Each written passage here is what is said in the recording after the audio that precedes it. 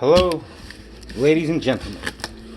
Today we have the understudy of the show for my 2014 Ford Fusion SQ build, and this would be the legendary IDMAX IDMAX 12 dual 2 ohms. I'm going to take you through an unboxing. I know quite a bit about these subs, and I've always liked Image Dynamics subs. These subs are very underrated, not in terms of power handling, but in terms of performance, and they're like a little hidden gem, for lack of a better word. So let's get to it. We have the IDMAX 12 V4 D2. The only difference that we're going to have in this build is the V4 cone assembly, surround and spider, will be removed, and a V3 drop-in will go in here. The difference between the V3 and V4 was through Powerbase owning the company, and for the little bit of time when Matt Borgart was gone and now he's back, they kind of listened to users, customers, in a way where they kind of gave them what they wanted. They made the cone a little heavier, a little stiffer suspension compliance, to give more of a bassier kind of sound to compete with like the Sundowns and the modern woofers, what everybody goes for. That being said, the V4 is still very capable SQ. It's just a little more on the wet side. The way it's described to me was the V4 has a more lighter cone. It's a little more on the dry side as far as bass. Just accurate representation is what it was all about. Also, that being said, was many SPL competitions were won with the V2s and the V3s. So they're all capable across the board. Just for my particular build, I'm going to go with the V3 drop-ins. So let's get to it. Let's unbox the beach. Top, bottom, flaps.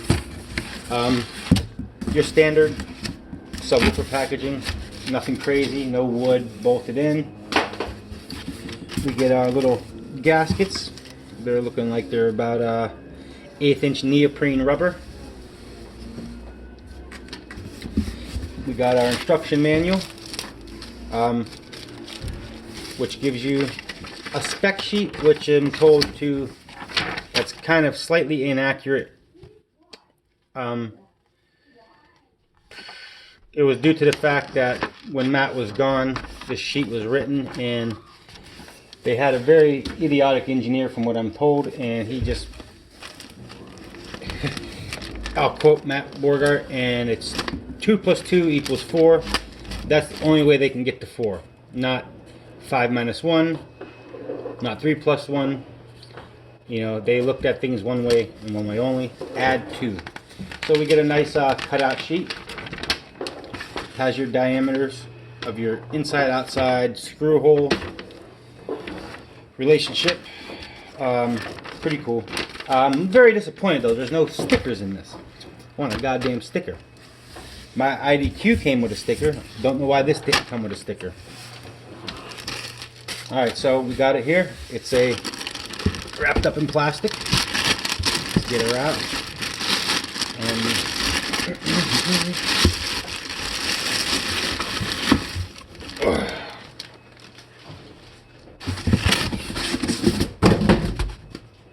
Okay, so here we got it. It's got a nice raised logo. That's actually probably going to come off because it's not sitting perfect. It's got a little bow to it, and that's going to lead to ticking, I can guarantee it. Okay, so it's a nice logo. I might try to refix it a little better. I mean, it's on there, but there's a little lip because it's concave, and they kind of look like they stuck it from the outside edges in instead of from the inside out. Therefore, it's got a little bit of a torsion on it, for lack of a better word. I don't know. So this woofer is unique, as it's all hand built and assembled in America by one person and one person only. They don't come in sub-assemblies. They I mean, everything is glued up. The cone is glued to the surround. The dust cap's glued to the cone. Triple joint, spiders, everything are all assembled in California by one person who's a master crafter. I mean, you should see the glue joints on this thing. I don't think a machine can get them better. Matter of fact, I know a machine couldn't get them better, because the dude is meticulous, man. From what I talked to him a few times on the phone. Very nice looking speaker. This is a V4. Like I said, I'm going to put V3 drop-ins in it. Just a little lighter cone, a little more accurate. We got push terminals. What's cool about these push terminals, and something I always didn't care for on push terminals, is like on my 8-inch IDQ, the box is tight, so I like to turn my terminals outwards so the wires come in from the sides. This is not going to have that happen, because 12s, in relation to the motor, you have clearance in your box cut out. And the terminals. So, but let's say if it was a 8, and this is all Image Dynamics push terminals, you have to run them out. They don't go all the way through. They stop. They stop right before they get to the other side. My thing was, when I had them turned out, you know, you get them in there nice, and they almost, you gotta be careful they don't touch the two leads. Also, going through, if you didn't turn them, you can touch the frame. Pretty unique little feature. I'd say that's a good fat 8 gauge. Definitely. We have a very sexy motor. Like, I'm a fan of big motors, but not too big. I like them to be proportionate. It's a 50-pound sub. It stands from front to back, 8.91 inches. You got a pole vent on the back. Let me get the right side up for you. Pole vent on the back, nice healthy T-yoke, top plate. Everything looks nice. It just flows nice. We have this, what is it? 1, 2, 3, 4, 5, 6, 7, 8 spoke basket. It's kind of it's proprietary to them. It kind of resembles maybe how the Sound Cubed and American Bass baskets used to look, but this was Image Dynamics' basket. They patented this. From what I understand, there's one more company using this basket, and that's a company with Eric Stevens, who was the original designer of this subwoofer. He got his own company now called Stevens Audio. But yeah, as far as this actual basket and all the detail, there's 2 that use it. That place, Image Dynamics. Nice cone. It's got a really good feel to it. It's got a nice performance Econo-Wine coil, proprietary to them. I believe this is one of the first subwoofers to use a flat wound coil. The coil for this was designed from the ground up with Eric Stevens, Matt, and the guys at Performance Econo-Wine for this sub. What's unique about Performance Econo-Wine, I don't know if it's all their coils, but in this particular one, they bake it in stages, very slow to start. And what that does, it provides the opportunity for the inside layers. I think this might be an 8-layer coil or 4, I'm not sure. But regardless of layers, the slow bake process allows the inner glues, shellac, whatever you want to call it, the insulation on the coils, it lets that cure first, slowly, instead of the traditional quick Chinese bake, which would just be throw it in the oven, blast it, get the outside hard, where you still have the inside that's not quite cured. What happens is, under play heat, thermal load, you start to bubble out off gas, and those gases are trapped, and they start making their way to the layers. Through the layers, the heat in general from playing and use gets the outside layer soft, and it lets these off gas, which can lead to a situation of slinkies. So every detail of this sub has been thought out. It's in its 4th iteration. They just made the cone a little heavier to please the demands of the modern user. Still quite capable of SQ in every sense of the word. Yeah, I like it. I'm very, very, very, very, very impressed with them. I'm going to see if I can get this boot off here so we can take a look at the actual slugs. Boots are always hard, man.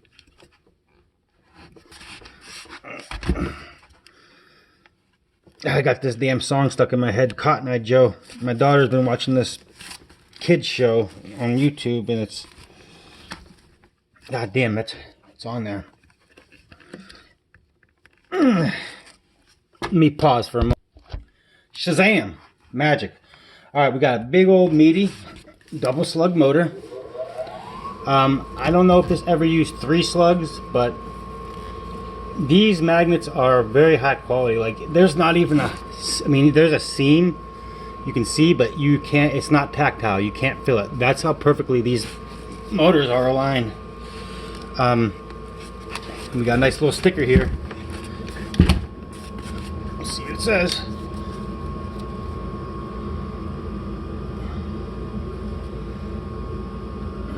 Proudly designed, engineered, and hand assembled in the USA. Alright. So, like I said, it's got a nice pole vent.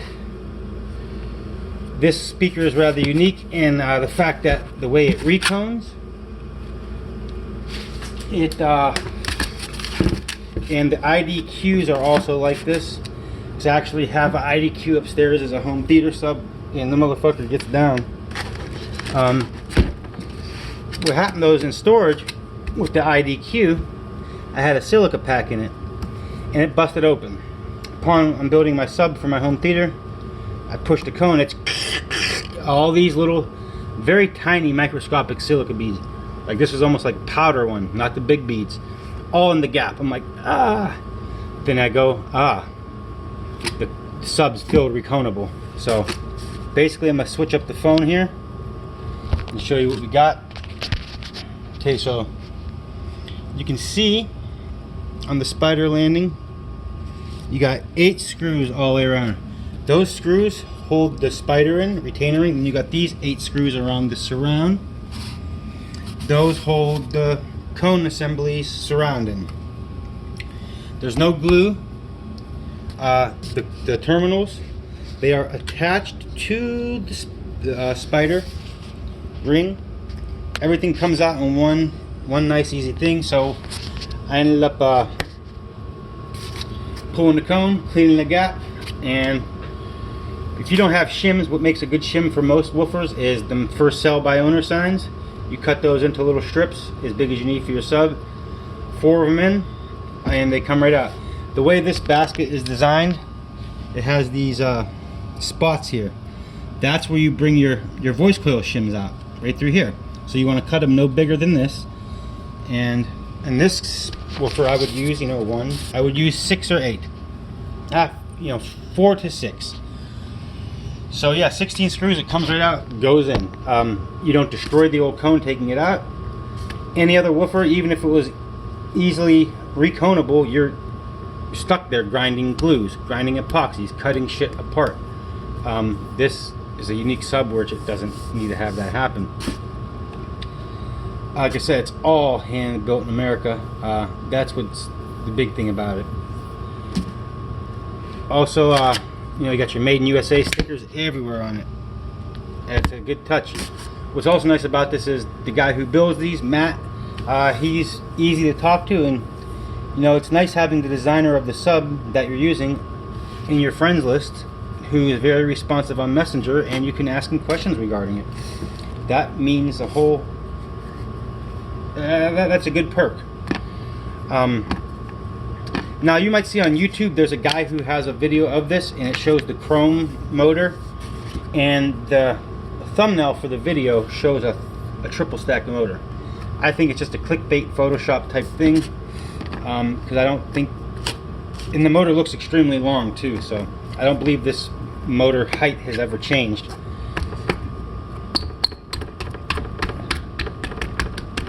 So these are going to go in a trunk baffle.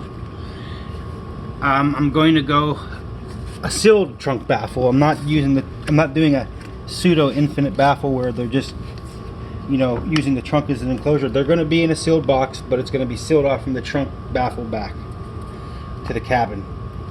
So it's going to be a trunk baffle with a sealed box behind it, and did I put this on fucking wrong?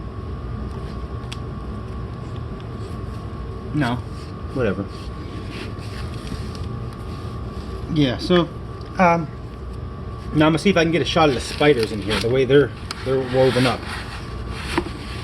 It's very, like I said, this is, it's tailored. It's a custom subwoofer, man. Pretty much, you're getting a. So look at how those spider leads are sewn. Very, very nice. Look at that triple joint. Perfect. Look at the inside of there. You know, it's a nice sub, man. Like these are hidden gems. Really, they are. It's a lovely subwoofer, and I recommend anybody looking. I mean, these are capable in every aspect of the word. They got 30. Let's see here. Let me give you some specs on it. So as far as this sheet goes, we have 1.65 ohm. I've measured 1.5. FS of 26.51 hertz. Nice low resonating frequency. QES of 0.63, QMS 2.96, QTS 0.52, which is ideal for a sealed box. Even the EBP, which is your QES, your FS divided by your QES, it's a great woofer for sealed and infinite baffle. This is showing an IDMAX of 39 millimeters, yet the box is showing an IDMAX of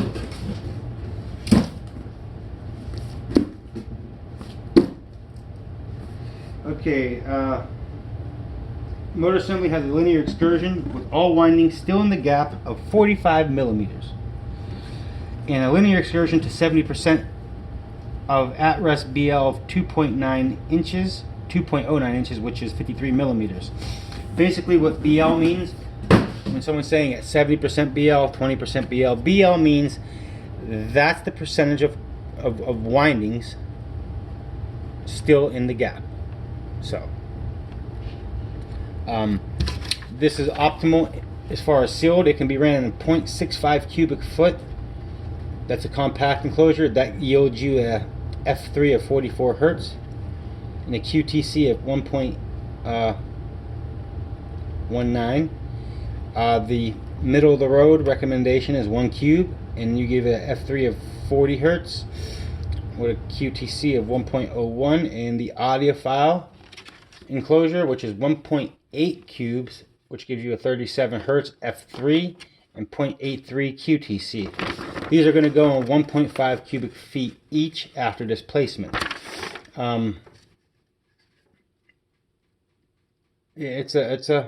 I like it, man. I'm in love with these subwoofers. Really, I am.